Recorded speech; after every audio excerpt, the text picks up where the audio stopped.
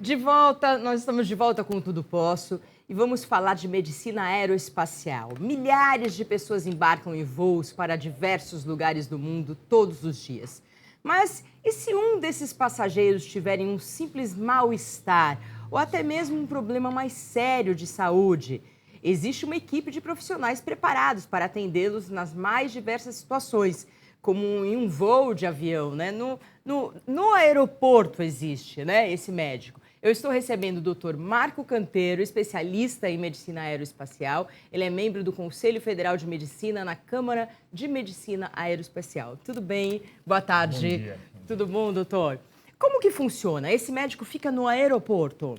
Existem os médicos que ficam no aeroporto, dentro dos grandes aeroportos do Brasil, e existem os médicos das empresas aéreas que avaliam as situações especiais de passageiros que precisam voar e que pedem alguma consideração, algum suporte mais adequado da empresa aérea. Então, esse médico entra no voo? Não, é um médico que fica na empresa aérea, que recebe um laudo, uma solicitação de um passageiro. Por exemplo, o passageiro precisa de oxigênio, porque tem enfisema, por exemplo. Ou ele tá imobilizado, ele precisa de maca para fazer um transporte de uma cidade para outra e ele precisa ir com a perna esticada porque está com gesso, por exemplo. Então, ele precisa de uma condição especial. Essa condição especial ele pede para a empresa aérea e o médico especialista em aviação avalia na empresa e libera ou não libera, dependendo da situação. O importante é que o conceito é um conceito de segurança de voo e segurança para a pessoa. O que a gente quer é que a pessoa tenha a sua segurança, a sua saúde garantida, que o ambiente dentro do avião não piore a sua saúde. E a gente quer também que a situação dele não comprometa a condição dos outros passageiros e da aeronave em relação à segurança da operação. Mas quando uma pessoa tem um problema, geralmente ela vai com o que ela precisa, não é verdade? Sim. Se ela precisa de um tubo de oxigênio, tudo, ela vai com isso ela mesma, não? Não pode entrar com qualquer tubo de oxigênio por questões de risco de explosão. Ah, tá. Tem um Então risco tem que passar técnico, por vocês. tem que passar pela gente e pela engenharia da empresa. A empresa, na verdade, as empresas aéreas brasileiras, a grande maioria delas, tem produtos específicos homologados pelo fabricante do avião. O fabricante do avião diz, esse cilindro pode, esse não pode, por uma questão de segurança. Entendi. Né? Doenças infecciosas. Dependendo da doença infecciosa, não pode voar. Dependendo, pode. Pelo motivo da pessoa piorar ou pelo motivo de contaminar outras pessoas. Né? Então, essas epidemias que existem são sempre essas epidemias mundiais, ebola, né? que foi falado, o grande risco daquela epidemia era transmitir para o resto. Estava na África, concentrada na África, e aquele cuidado todo com a Europa, com os Estados Unidos, com os outros continentes, pelo risco daquela doença se espalhar. E espalha pelo avião. A pessoa vai pelo avião, espalha mesmo pelo avião. E vira uma pandemia. Vocês ficam num ambulatório ou não? As empresas aéreas têm uns serviços de saúde que faz tanto o cuidado com o funcionário da empresa, especialmente o piloto e o comissário, porque esses profissionais têm que ter saúde plena. Tem. Né? E a gente recebe as demandas dos passageiros, demandas pontuais. O grande perigo, a grande situação de estresse é a pessoa que não sabe que tem um problema e passa mal a bordo. Esse é uma outra situação. Então, tem algumas regras, algumas recomendações que os sites das empresas falam bastante mas disso. Muita gente nem lê, mas as pessoas não doutor? veem. Então, na verdade, grávida, por exemplo. Grávida, agora com o dólar caro, as pessoas estão segurando um pouquinho para ir até Miami fazer enxoval. Mas o transporte daqui para os Estados Unidos de avião, numa grávida de 8 meses ou 36 semanas, é absolutamente contraindicado. É até 7, né? Dependendo da empresa aérea, é 32 ou 34 semanas, que é os 7 meses, com um relatório médico dizendo o dia que vai, o dia que volta, dizendo que está tudo bem. É lógico que pode acontecer alguma coisa, sempre pode, independente de estar no avião. Tá. Aconteceria. E no avião não tem nenhum médico responsável? Não, existe um treinamento, isso é no mundo inteiro. Treinamento para os comissários. Tá. Os comissários são treinados, muito bem treinados, tem uma certificação. Como se fossem paramédicos. Como se fossem paramédicos para atender emergências, situações. A maioria das situações não são graves, ainda bem, a maioria são coisas simples. O comissário orienta, ajuda, tranquiliza a pessoa, muitas vezes é medo, é angústia, tudo. E nas situações de maior gravidade, a orientação no mundo é ver se tem um médico a bordo. Um médico cliente, um médico passageiro, que pode até não ser a maior experiência dele, atender dentro de um avião, mas ele é médico, ele conhece, com certeza é o mais capacitado dentro do avião, para poder dar um auxílio naquela situação. E algumas empresas ainda têm um serviço de suporte remoto, a telemedicina, que o comandante entra em contato com uma sede em solo e que tem as orientações, recebe as orientações, a ponto de poder ter uma certa tranquilidade em ir até o destino final ou alternar um voo, né? O que é sempre uma situação de muito problema para todo mundo, porque atrasa voos, mas você prioriza a saúde. Paga, né, para parar no... Sim, você tem um custo muito grande, um custo das pessoas que perderam os seus horários, tudo, mas aí tem um objetivo maior que a vida de alguém que está passando mal, né? Então tem alguém com um risco de alguém infartando dentro do avião. Talvez ele infartaria fora do avião também, mas foi quando ele estava dentro do avião. Dentro do avião. E como é que se faz, né? Parada cardíaca. Os comissários têm, inclusive, treinamento para reanimação. E o que mais acontece? O que mais acontece são queixas simples, neurológicas, de mal-estar, enjoo, desmaio. A grande maioria são coisas, ainda bem, bastante simples. Mas o que é grave é infarto, que o ambiente pressurizado tem um pouco menos de oxigênio.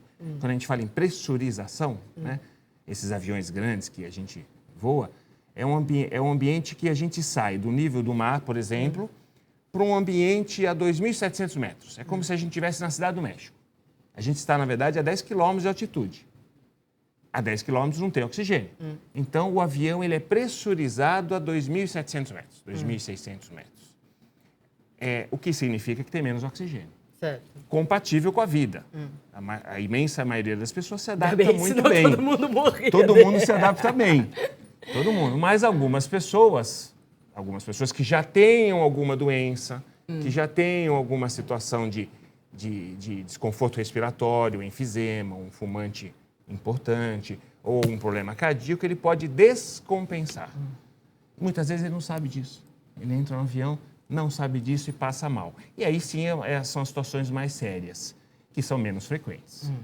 E ainda bem, né? Ainda bem, são menos frequentes, até porque as etapas são curtas. Então, do voo no Brasil, o tempo médio de voo é de 1 a 2 horas. Então, o que acontece é que você vai daqui para Belo Horizonte, de São Paulo para Belo Horizonte, demora 1 hora e não dá tempo dele passar mal. Porque o avião já desce, já tem oxigênio pleno, e não dá tempo dele passar mal. As maiores complicações são em voos acima de 4 horas.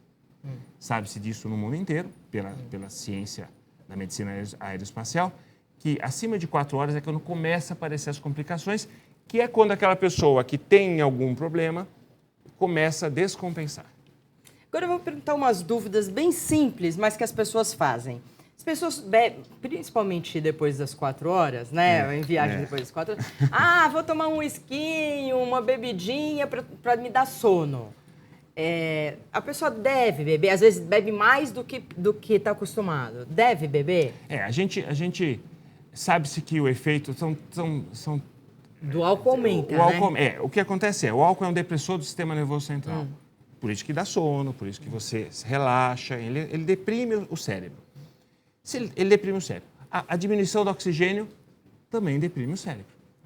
E o ambiente tem menos oxigênio. Então, você tem 2 fatores que potencializam um sono. Por isso que a gente tem sono.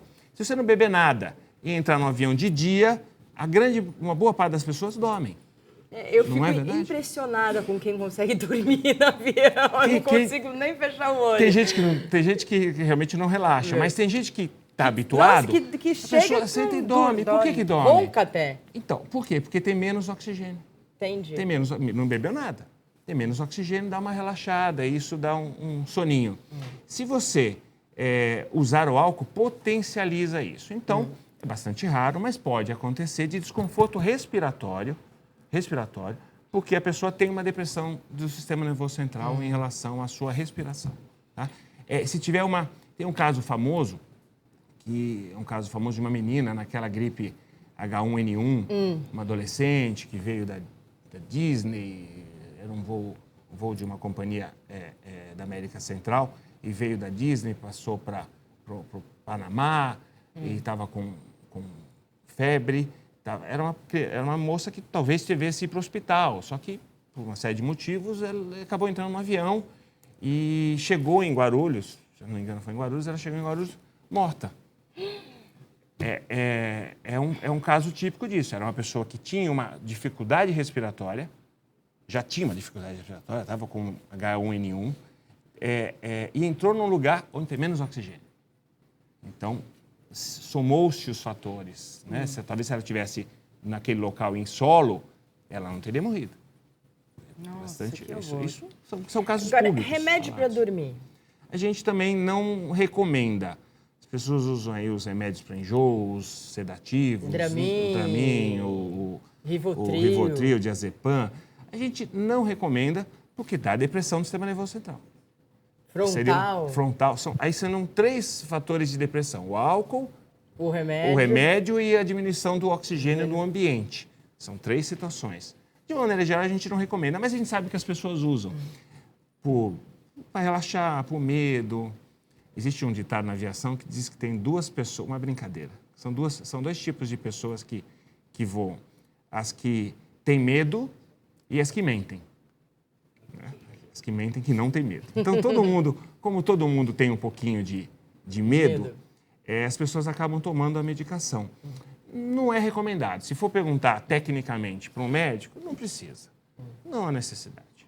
Bom, eu acho muito importante a gente falar aqui sobre as pessoas que sentam nas saídas de emergência.